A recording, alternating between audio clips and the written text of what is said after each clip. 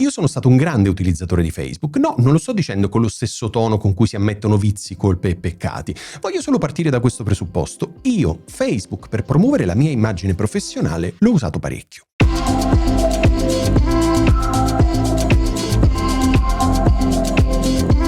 Fino a non molto tempo fa, diciamo fino a circa 2 anni fa, la mia pagina era continuamente aggiornata con nuovi post. Un nuovo progetto con un cliente importante? Un post. Un nuovo corso di marketing al via? Un post. Un fatto curioso accaduto con un cliente stravagante? Un post. In viaggio verso un nuovo progetto, in treno, aereo, monopattino? Un post. O magari anche 2 nel caso di un viaggio lungo. Perché è questo che Facebook promette di fare per i professionisti: dare visibilità al loro business, alle loro competenze, ai loro traguardi, in risposta a dei post che mostrano la loro attività. Ed è per l'appunto questo che fanno tantissimi professionisti, e per un po' tutto questo ha persino funzionato. Non benissimo, non bene, ma ha pur sempre funzionato. O così pensavo. E poi è successo qualcosa. È successo qualcosa in me, è successo qualcosa alla piattaforma ed è successo qualcosa intorno a me e alla piattaforma. Ma partiamo da me. Che cosa è successo? Sicuramente sono invecchiato un po' e probabilmente sono diventato un filino più saggio e quantomeno un po' più riflessivo e anche un po' più critico. Probabilmente per questo motivo ho iniziato a interpretare in un altro modo tutti i post degli altri professionisti, quali in un modo o nell'altro pubblicavano notizie professionali del tutto simili alle mie. Il nuovo cliente, il nuovo corso, il nuovo metodo. Sai però che cosa leggevo tra le linee di tutti quei post? Semplice: io sono figo, io sono più bravo, io ho capito tutto, io.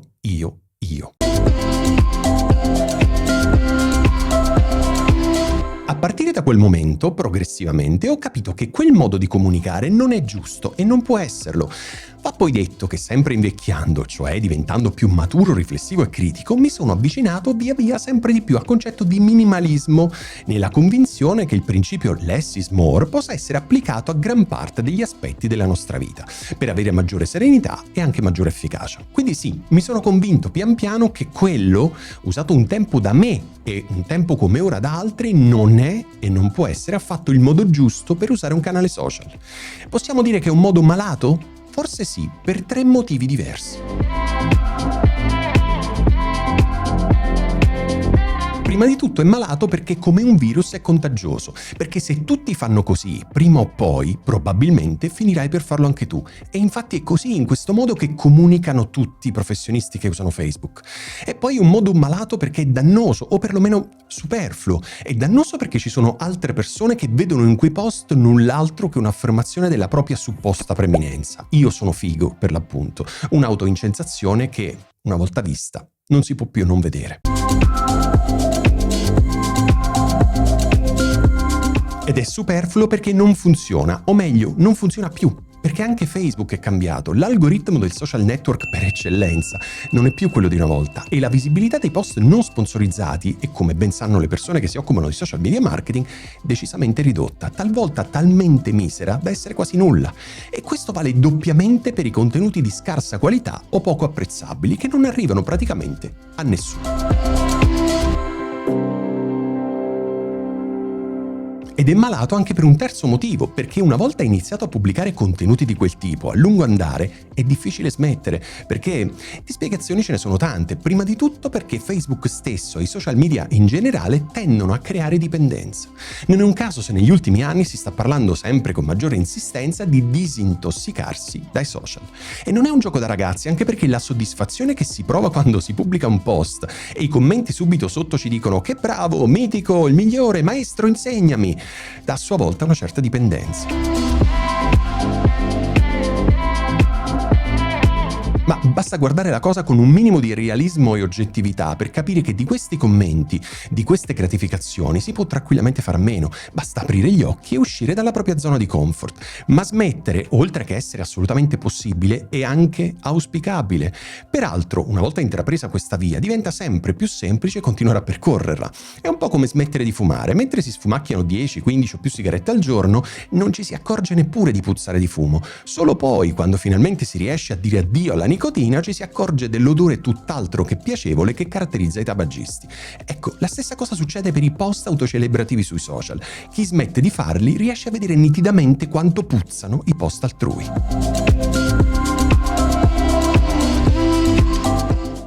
questo motivo, o meglio, per tutti questi motivi, il mio profilo personale su Facebook è morto da più di un anno. La mia pagina Facebook è ancora in vita, ma la uso unicamente per avvisare dell'uscita dei miei podcast, dei miei nuovi contenuti e null'altro. Il che, come puoi immaginare, con l'algoritmo attuale equivale ad avere una pagina zombie, non proprio morta, ma nemmeno viva. Occhio, non sto dicendo che questo modo di comunicare si trovi solamente su Facebook, anche su altri social, a partire da Twitter. Il modo che va per la maggiore è esattamente questo, tutt'al più declinato di piattaforma in piattaforma, con lo stile specifico ovviamente dei diversi ambienti. Infatti ho cancellato il mio profilo su Twitter.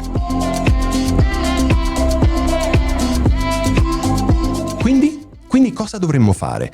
Di certo abbandonare del tutto il pianeta social per un professionista che vuole promuovere il proprio business e ancora di più per chi si muove nei meandri del marketing e del digital marketing è quantomeno rischioso. Dovremmo però iniziare a pubblicare meno e pubblicare meglio. Ma pubblicare cosa? Beh, questo è facile. Contenuti che valga la pena di leggere, che dicano davvero qualcosa, che non abbiano l'unica motivazione di rafforzare il proprio ego. Prima di postare qualcosa, chiediamoci se stiamo dando qualcosa di utile al lettore. In caso contrario, è solo robaccia. Hai mai sentito parlare della comunicazione human to human? È quell'approccio che insegna a porsi nei confronti della comunicazione sapendo che dall'altra parte c'è una persona, non un consumatore né un'azienda, ma una persona unica, intesa come elemento singolo con i propri interessi, le proprie necessità e ovviamente il proprio limite di sopportazione, che ovviamente ogni anno è sempre più basso. Sia chiaro, non ti sto invitando ad abbandonare Facebook. Certo, farlo sarebbe probabilmente una cosa giusta sotto molti punti di vista, ma non voglio nemmeno imbastire una crociata contro i social. Ci hanno già pensato altri con argomentazioni solide e molto convincenti, a partire per esempio dal Jaron Lanier di 10 ragioni per cancellare subito i tuoi account social. Ti sto invitando a essere quindi più critico, in modo attivo, pubblicando meno e meglio, o anche passivo, scegliendo ogni giorno di passare un po' meno tempo a leggere contenuti che non valgono nemmeno un secondo della tua vita. E per farlo ci sono diversi metodi, dall'accedere un po' meno a Facebook fino a un po' di sana pulizia dei propri contatti, che va detto può essere anche garbata e silenziosa senza dover per forza scatenare subbuglio online. Anche quelli, infatti, nella maggior parte dei casi finiscono per essere pura e inutile affermazione del proprio ego. Come dicevo prima, io.